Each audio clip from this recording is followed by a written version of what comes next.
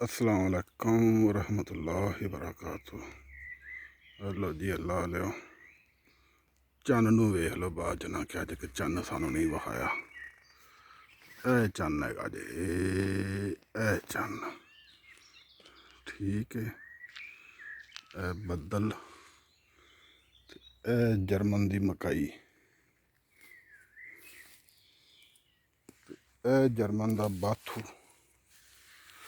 हाय अल्लाह चढ़ाई तो चढ़ के ना गिट्टे गोडे पीड़ होने लग पे ने। देख रहे सबत किंज सबज है इंज फुल कुछ ही बूटे सबज है ना बकाया थोड़े तो परां परां थोड़े थोड़े पीले ने।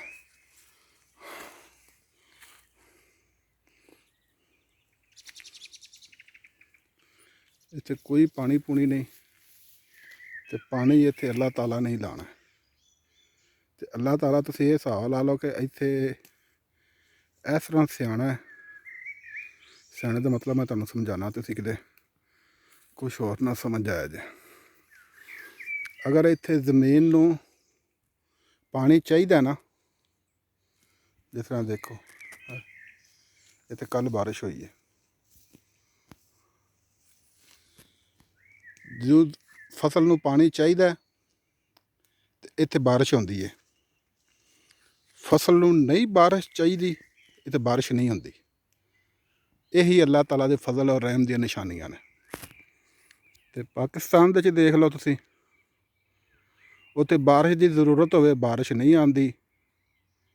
बारिश की ना जरूरत होवे तो बारिश आ जाती है।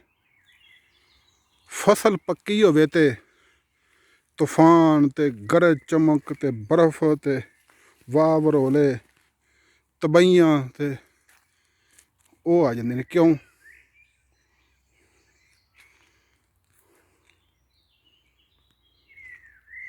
सिर्फ ना इंसाफी की वजह तो। और भी कई मसले मसाइल है ने।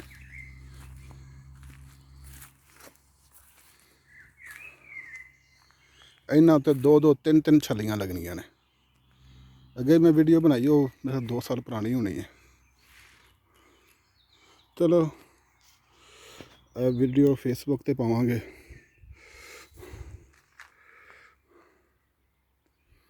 ओके अल्लाह हाफिज़। दुआवां दी गुजारिश जुल्करनैन हैदर। ओके अल्लाह हाफिज़।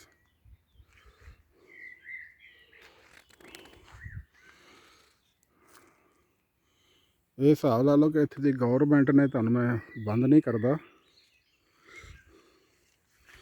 एक हिसाब दा पैदल चलन फिरन वाले का राह है। अज पिछे भी एक बेंच है एक बेंच इत्थे उत्थे अगे है बहन वास्ते जो बंदा चल फिरन आंदा ना कोई साडे वर्गा मेरे वर्गा बुढ़ा खैर इत्थे तो 40-45 साल दे कानूनी खाते के लिहाज नाल जवान ने तो पाकिस्तान च बुढ़े हो जाते हैं। यह बेंच है जी देख लो कम अज़ कम 2 इंच मोटी लकड़ होनी है।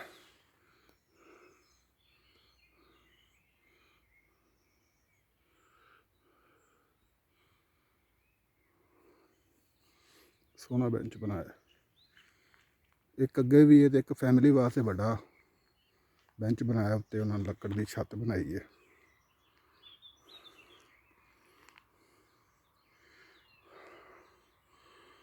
हाय अल्लाह अल्लाह साडे मुल्क ते भी रहम कर उन्होंने भी खुशहाल कर दे उत्थे भी आवाम खुशहाली दे नाल खावे पीवे। एक दफ़ा फिर ओके अल्लाह हाफिज़। दुआओं की गुजारिश जुल्करनैन हैदर।